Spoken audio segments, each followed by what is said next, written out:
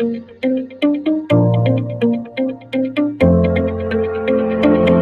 Mukuvisi Woodlands are one of Zimbabwe's national treasures, providing one of the few remaining large green spaces open to the public in Harare. Zimbabwe's amazing wildlife is more or less restricted to national parks and other conservancies, and for some people, the Mukuvisi Woodlands provide the only opportunity they have to see wild animals and appreciate the country's natural, stunningly beautiful Miyombo woodlands.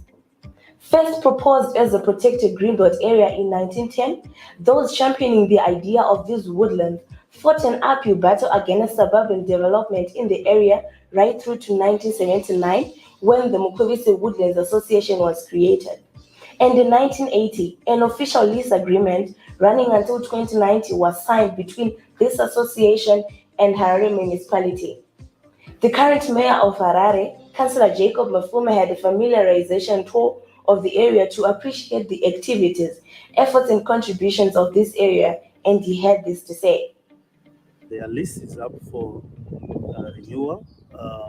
They've been listed this area, which was once a race course and where we used to get gravel as a city, and they've turned it into a savanna woodland where they're keeping animals for educational purposes and recreational purposes. The land is sitting on a woodland, it's a protected area, and as a city we need to contribute to the ambience of our environment as well as educate the young ones who might not have the benefit of going into the bush. They're growing up in the cities, and it's obviously a place to come and relax and watch a variety of wildlife and vegetation.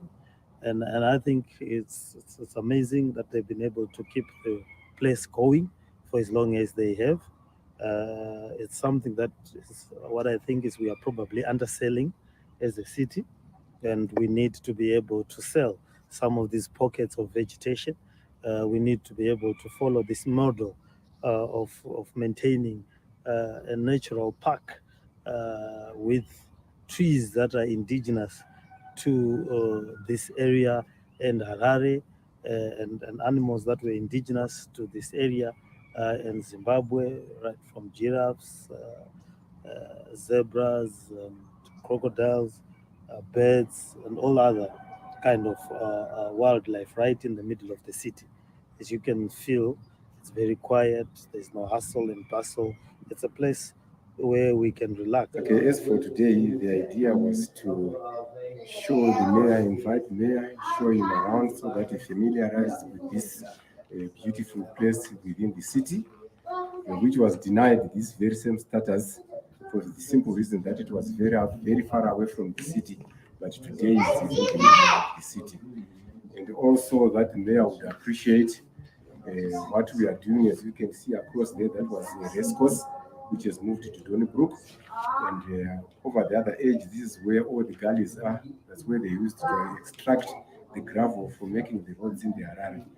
But what we have done with the city is be able to rehabilitate those gullies. You have the trees regenerate themselves. You have the place get as much as possible as it was before the occupation of the city and the destruction by being a quarry place and a race course. And now most of the indigenous trees which are here have regenerated themselves. It's called a Miyombo woodland. We are in the Savannah region. The Savannah region, which is between, or which is south of the equator and between the and Capricorn hemisphere. So this woodland, we are very lucky that it has got 4 biomes. When we say 4 biomes, it has got 4 different types of vegetation. We have got a grassland, we have got a woodland, we have got a riverine, and we have got a wetland, and it's also a gazetted wetland. And I'm sure this is one of the places the city of Harare with the mayor will be proud of, to say at least yes, with the destruction which is going throughout the world and throughout the country, the deforestation, that at least in my city has got something we can show what we are doing in Harare. While Mukuvisi Woodlands is largely dependent on user pay funding, COVID-19 disturbed the inflows of people to this conservation park, and donations from members has not been able to adequately cover the many needs of the Conservancy. As council, what we are going to do is we are going to, in the budget that we are crafting for the year, we are going to allocate some resources to the upkeep of this educational facility. We are also going to call upon the corporate sector to assist with the solar so that they can wire the electric fence using the solar, and also some surveillance cameras so that we can protect the animals from poaching and any other criminal activities. And we would want to make sure that this is a secure place, not only for the vegetables, but for the animals, for the vegetation, but for the animals. We need to, as a city, cherish this. I've been told that it's an attractive tourist area. There's horse riding, airlines, cruise, and other visitors come and visit this place to ride in it. So we need to stop underselling it and sell it so that it can benefit. We need schools, educational trips, and tours to be happening. So as a city, this is some of the things we need to do for it to breathe. As part of the world's ecosystems, wildlife provides balance and stability to nature's processes. It is therefore critical that Zimbabwe protects and promotes woodlands and wildlife conservation to ensure the survival of animal and plant species and to educate people on living sustainably with our natural resources.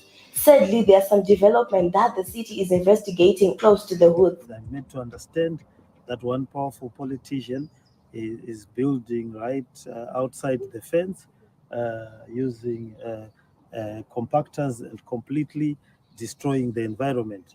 We are going to be asking our enforcement department to stop that development. They appear, and I'm being told they want to build an industrial park right at the source of this woodland.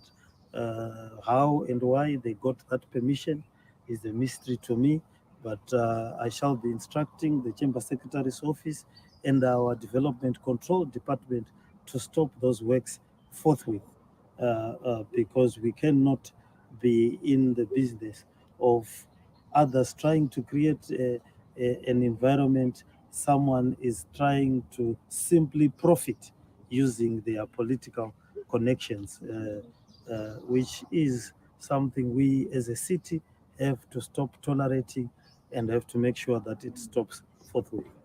In 2015, the United Nations adopted the Sustainable Development Goals (SDGs) as the universal call to action to end poverty, protect the planet, and ensure that by 2030 all people enjoy peace and prosperity. By conserving wildlife, we're ensuring that future generations can enjoy our natural world and the incredible species that live within it. Chelsea Mashiamombe reporting for Zimbabwe Daily.